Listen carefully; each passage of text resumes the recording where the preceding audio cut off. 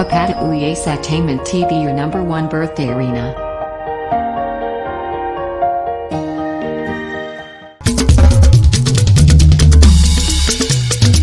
Ìwọ l'Àkúrẹ́ olóyè mẹ́kun. Ọmọ amúdásílẹ̀ mẹ́nu súnníṣẹ́. Olúwadámilọ́lá ọmọ Àdínlẹ́wà. Òkú ọdún o máa ṣọ̀pọ̀ ẹ̀ o. Àpáta pààrọ̀ ewì dé ẹ ti mọ̀ bá pátá bá dé ọ̀rọ̀ adé bọ́rọ̀ bá dé àlàyé àtẹ̀lé kan kéré tí kò lóhùn àgbémìféwúrẹ́ olódodo ọmọ ní sọjọ́ bí lónìí ọjọ́ ìbí olódodo olóríire ọmọ Olúwadámilọ́lá ọmọ Àdínlẹ́wà òrékelẹ́wà awálẹ́wà ọmọ rẹ tó rẹwà tó níwà ire ó nà délé ó dúró déédéé Adéníkẹ́ ọmọwọ́ ọmọ ẹkùn Olúwadámilọ́lá ọmọ Ẹniọlá ẹ̀gbọ́n Abísọ́lá ẹ̀gbọ́n Abíọ́lá ẹ̀gbọ́n Ọlámikọ́sí okú ọdún okú yèdún olóríire alálùbáríkà èdè ènìyàn jẹ́jẹ́ ló ń lọ jẹ́jẹ́ ló ń ṣe bó ti ń bọ́mọdé ṣe bẹ́ẹ̀ ló ń bẹ̀rù àgbà ńlá ọmọ Àkúrẹ́ olóyè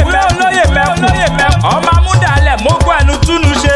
ìwọ lọmọ oníkí mẹ́ta tòkè ẹ̀dà èkíní sowó èkejì ìsoyún ẹ̀kẹta níṣọ àlárí bàbá sọ ọmọ olómi méjì kan péjèèjì lálà àláṣẹ bẹ́ẹ̀ àládòmí awẹ́mọ́ alátẹ̀mí bẹ nínú èyí mi tiẹ̀ ń bẹ nínú èyí rẹ ọmọ ọlọ́jà méjì kan ná lójúmọ́ bàbá nórí tagún wa tún ná mẹ́sì ànáyè okú ọdún okú yèdún bọ́mọkùnrin Àkúrẹ́ bá tó kó bọ̀ àfàgàdà pẹ̀rin wálé bọ́mọbìnrin Àkúrẹ́ bá tó dò bọ̀ àfọ̀sì mẹ́lò pẹ́pọ̀n òsì kì í tàkúrẹ́ kó mọ̀ lálá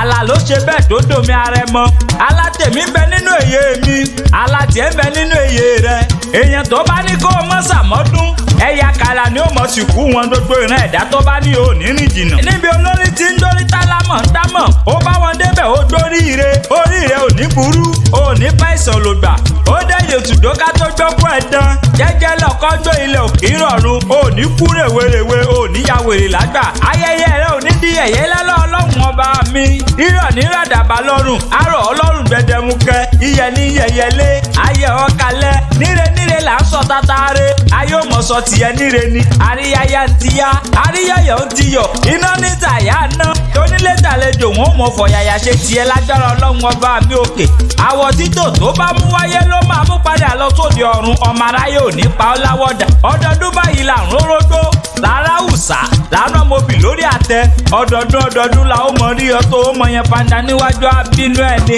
happy birthday to you na and I wish you long life and prosperity bóyí bá ṣe tán oyin á padà sínú kókó ogi bá fẹ̀rẹ̀ bọ̀jọ̀ bá ṣe tán á padà sínú sàárẹ̀ tó kọ́lé sí àpáta ewì mo ṣe tán mo ń rebi àforí mi sọlẹ̀ sí níbi ojúmọ́ tí má ká gbogbo ilẹ̀.